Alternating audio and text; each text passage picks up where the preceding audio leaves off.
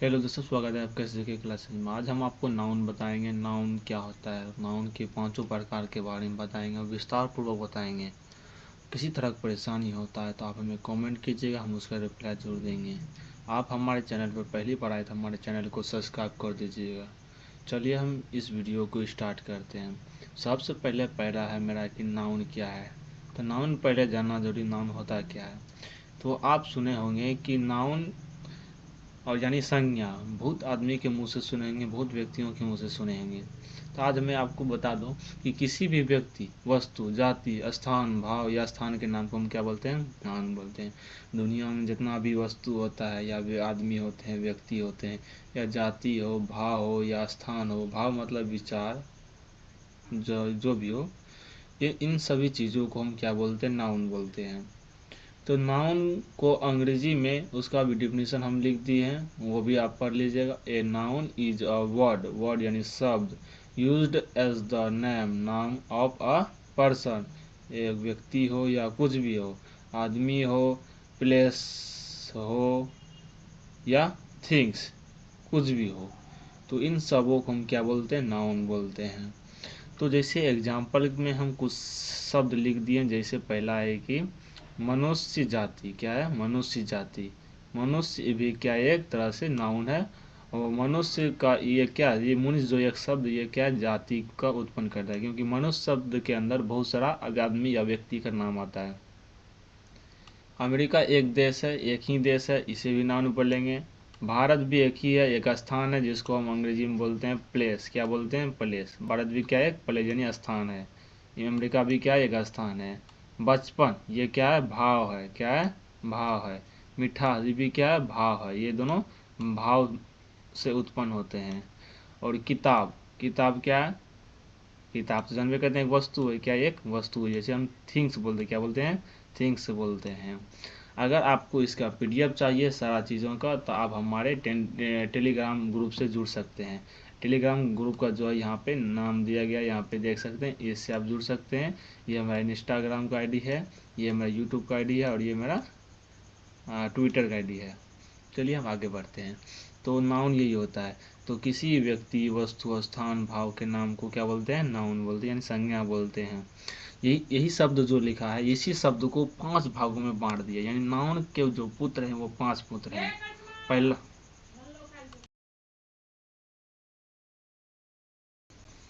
पहला प्रकार जो है पहला प्रकार जो है वो है प्रॉपर नाउन, जिसको अंग्रेजी में बोलते हैं प्रॉपर नाउन और हिंदी में बोलते हैं व्यक्तिवाचक संज्ञा। दूसरा है कॉमन नाउन, जिसको हिंदी में बोलते हैं जातिवाचक संज्ञा बोलते हैं। अगला है कलेक्टिव नाउन, जिसे हम समूहवाचक संज्ञा बोलते हैं। और चौथा है मेरा मेटेरियल नाउन, जिसे हम पदार्थवाचक यानी द्रववाचक संज्ञा जिसको बोलते हैं। यहाँ पदार्थवाचक लिख दिए, लेकिन यहाँ होगा द्रववाचक। पदार्थ हो या द्रव दोनों सेम ही होता है।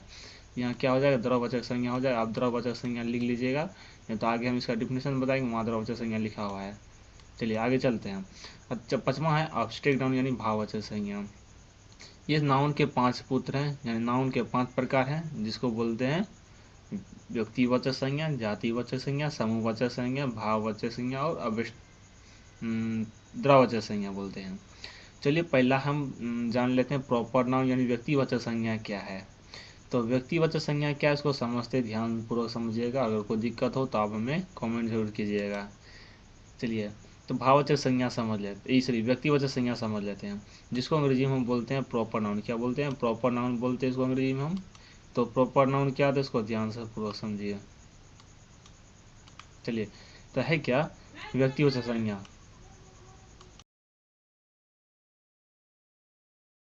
है क्या व्यक्तिवाचक संज्ञा है। चलिए इसको स्टार्ट करते हैं। तो पहला है क्या, a proper noun refers to the name of person, place और थिंग्स, यानी किसी एक व्यक्ति या किसी एक स्थान या किसी एक वस्तु का नाम का बोध हो। एक वस्तु को बोल रहा है, ये नहीं कि पूरा उसका जाति की बात बोल रहा है। एक वस्तु का बोध हो, एक स्थान का बोध हो, या एक जगह का बोध हो, उसे हम क्या बोलते हैं, व्यक्तिवाचक संज्ञा बोलते हैं। जैसे यहाँ पे देखिए, हम हिंदी में लिखे हैं, व्यक्तिवाचक संज्ञा से किसी व्यक्ति, स्थान, वस्तु के नाम का बोध हो। एक व्यक्ति या वस्तु स्थान के नाम का बोध होता है।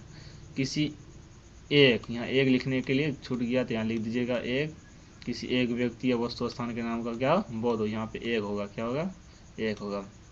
ठीक है, तो जैसे हम किसी जाति के नाम लेते हैं, जैसे मान लेते हैं हम बोल दिए मनुष्य, इससे पहले आपको जस्ट उदाहरण बताए थे नाउन में मनुष्य। मनुष्य क्या एक जाति है, मनुष्य जाति के अंदर किसी एक नाम ले लेते हैं, जैसे मोहन हो गया, खास ना याद, नाम भी याद रखिएगा, कोई खास नाम होना चाहिए, मोहन हो गया, श्याम हो गया और चंद्रशेखर आज़ाद हो गया, ये सब क्या खास नाम है।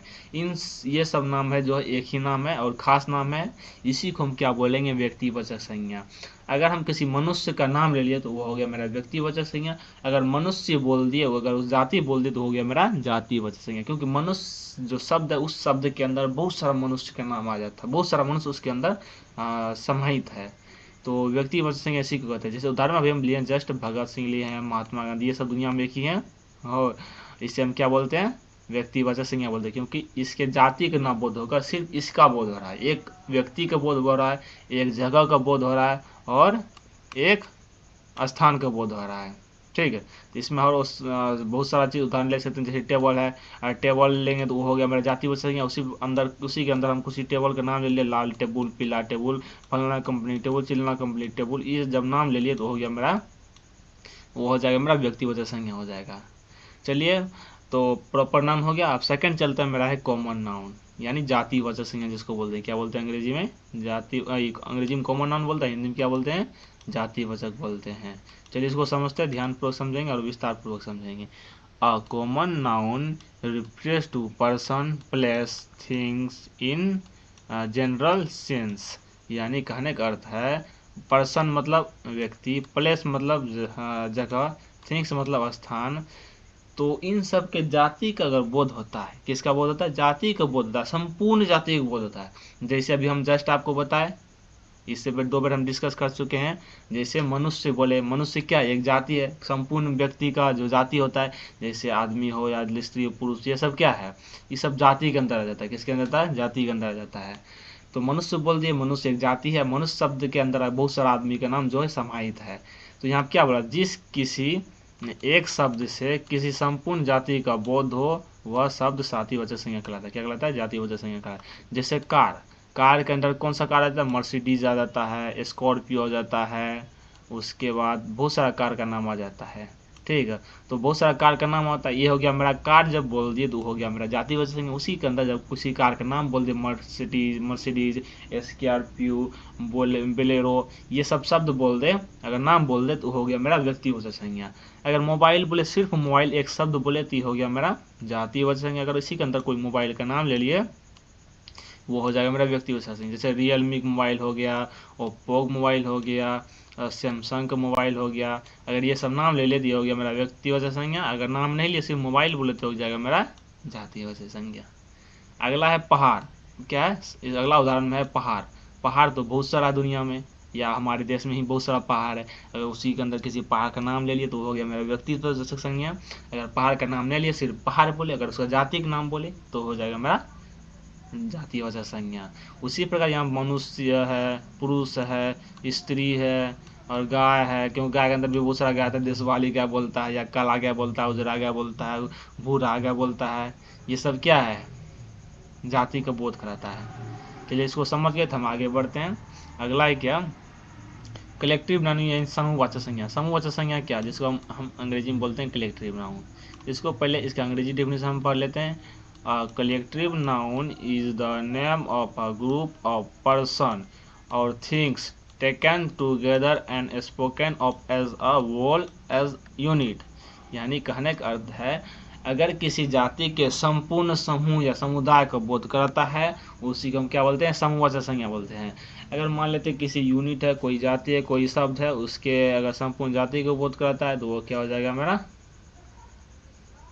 क्या हो जाएगा मेरा वो, तो हो जाएगा मेरा वो समूहवाचक संज्ञा हो जाएगा। चलिए इसको हम समझते हैं और ध्यानपूर्वक हिंदी में इसको समझते हैं।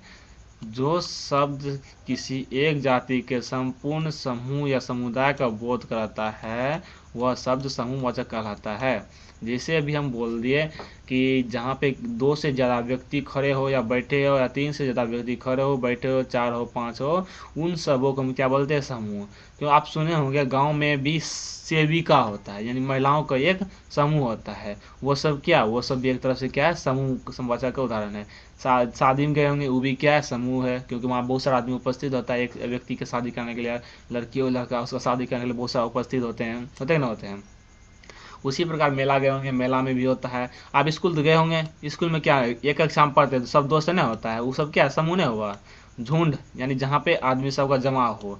लकड़ी का गट्ठा, यानी आप बोझा बांधते होंगे, बोझा यानी लकड़ी 20-25 लकड़ी को एक बार बांध के उसको रखते होंगे, ये सब क्या है? समूहवाचक संज्ञा। गेहूँ का ढेर, यानी गेहूँ बहुत सारा वहाँ पे एक जगह चौका हुआ, वह सब क्या है? वही है समूहवाचक उदाहरण।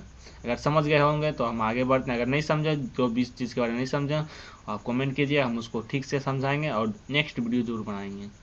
अगला ही क्या?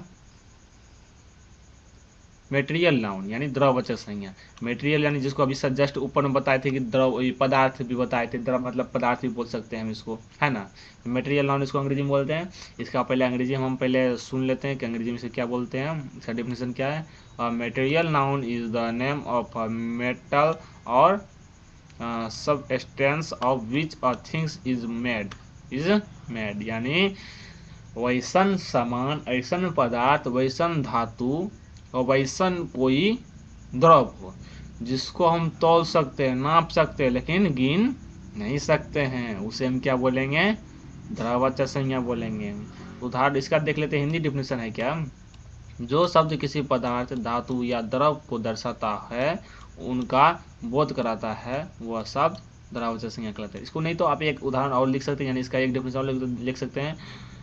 वैसा पदार्थ, वैसा द्रव जिसको हम, वैसा शब्द या वैसा चीज जिसको हम नाप सकते हैं, तौल सकते हैं, लेकिन गिन नहीं सकते, उसे हम क्या बोलेंगे? द्रववाचक संज्ञा। ये बहुत आसान उदाहरण आप हो सकता है, तो हम जो बोले उसको आप लिख लीजिएगा, उसको याद कीजिएगा, बहुत आसान होगा, क्योंकि यहाँ पे जो डेफिनेशन ये बहुत भारी है। हम जो बोले उसको लिख लीजिए, एक लाइन के आंसर होगा, लिख लीजिएगा, बहुत आसान है। जैसे तेल को, हम तेल को नाप के तोल के बेचते हैं, लेकिन गिनते नहीं है। पानी को भी वही करते हैं, दूध को भी नापते हैं, बेचते हैं। घी को भी करते हैं, लोहा को भी नापते हैं, सोना भी नापते हैं, तंबाकू भी नापते, लेकिन गिनते नहीं है। शॉर्टकट में समझ लीजिए, जिसको गिन ना पाते सिर्फ नाप तोल सकते हैं, हो गया। अगला क्या है? Abstract noun. क्या है अब्स्ट्रैक्ट नाउन? जिसको अंग्रेजी में बोलते हैं अब्स्ट्रैक्ट नाउन, और हिंदी में क्या बोलते हैं? भाववाचक संज्ञा बोलते हैं। इसको समझते हैं सबसे पहले अंग्रेजी में पहले इसका डेफिनेशन समझ लेते हैं। Abstract noun is gentle reference the name of equality, action और स्टेट, यानी कहने का अर्थ है कि वैसा शब्द जिससे भाव उत्पन्न हो, गुण उत्पन्न हो, या उस शब्द से कर्म का पता चले, भाव का पता चले, वैसन शब्द को हम क्या बोलेंगे? भाववाचक संज्ञा बोलेंगे। जैसे बुढ़ापा हो गया, बुढ़ापा एक शब्द है जिससे क्या होता है? भाव उत्पन्न होता है। जवानी एक शब्द है जिससे भाव उत्पन्न होता है। मिठास एक शब्द है जिससे भाव उत्पन्न होता है। ये सब क्या है? भाव उत्पन्न, यानी जिससे भाव उत्पन्न होता है, मन से विचार, अच्छा विचार उत्पन्न होता है, वैसे शब्द को हम क्या बोलेंगे? भाववाचक संज्ञा बोलेंगे। इसके जैसे यहाँ पे कुछ उदाहरण दिया, खुशी दिया है, क्रोध दिया है। क्रोध क्या है? भाववाचक संज्ञा का उदाहरण है। भूख है, ये भाववाचक संज्ञा, क्योंकि यह उत्पन्न होता है, भाव में उत्पन्न होता है। गरीबी भी क्या भाववाचक संज्ञा है। बुढ़ापा क्या भाववाचक संज्ञा है। ये सब क्या भाववाचक संज्ञा। अगर इसका पीडीएफ आपको चाहते हैं, क्योंकि आप 5 हम पढ़ा चुके हैं, अगर आपको इसका पीडीएफ चाहिए तो आप हमारे टेलीग्राम ग्रुप से जाकर डाउनलोड कर सकते हैं। इसका लिंक आपको डिस्क्रिप्शन बॉक्स में मिल जाएगा, आप वहाँ से डाउनलोड कर सकते हैं। Thanks for watching. देखिए, अगर आपको इसका ऑब्जेक्टिव चाहिए, आप हमें कमेंट कीजिएगा, हम इसके ऊपर ऑब्जेक्टिव बना के इसका वीडियो अपलोड कर देंगे, आप सब कर लीजिएगा। लाइव चाहिए तो लाइव लिख के कमेंट कीजिएगा, तो लाइव हम एक दिन करवा देंगे। इससे पहले आपको नोटिफिकेशन मिल जाएगा। अगर 10th क्लास हो या 12th क्लास हो या 9th क्लास हो या किसी भी चीज़ का तैयारी कर रहे हैं, और अगर उसका किसी भी प्रकार का नोट्स चाहिए तो आप हमें कमेंट कीजिए, उसका नोट्स आपको मिल जाएगा। एकदम फ्री नोट्स मिलेगा, ना कि उसको पैसा लगेगा।